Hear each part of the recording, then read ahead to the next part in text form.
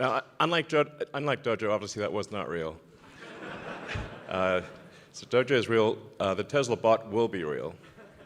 But basically, if you think about what we're doing right now with the cars, Tesla is arguably the world's biggest robotics company because our cars are like semi-sentient robots on wheels. And with the full self-driving computer, essentially the inference engine on the car, which will keep evolving, obviously, and Dojo, and all of the neural nets recognizing the world, understanding how to navigate through the world, it kind of makes sense to put that onto a humanoid form. And we're also quite good at sensors and batteries and actuators. So we think we'll probably have a prototype sometime next year that basically looks like this. And it's intended to be friendly, of course,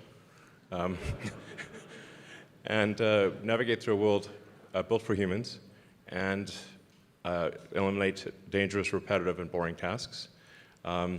We're setting it such that it is, at a mechanical level, at a physical level, you can run away from it.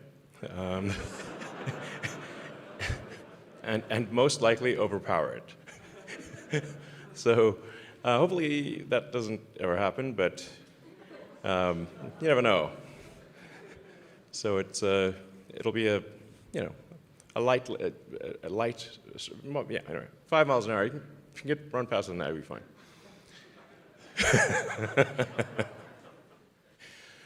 So yeah, it's around 5'8".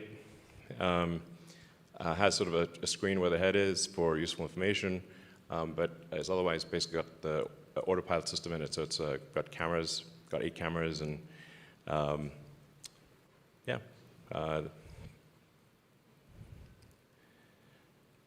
Full self-driving computer, and making use of all of the same tools that we use in the car. So, I mean, things that I think that are really hard about having a useful humanoid robot is, can it navigate through the world without being explicitly trained? I mean, without explicit, like, line-by-line instructions. Can you talk to it and say, please pick up that bolt and attach it to the car with that wrench, and it should be able to do that. It should be able to, please go to the store and get me the following groceries, that kind of thing. So, yeah, I think we can do that. And yeah, this I think will be quite profound, because if you say it like, what is the economy? It is, at the foundation, it is labor. So what happens when there is, no shortage of labor?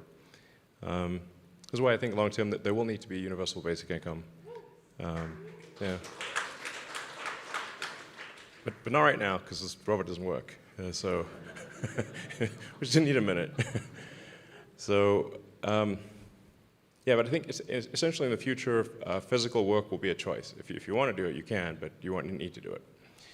And yeah, I think it obviously has profound implications for the economy, because given that the economy at its foundational level is labor, I mean, capital equipment is just distilled labor, then is there any actual limit to the economy?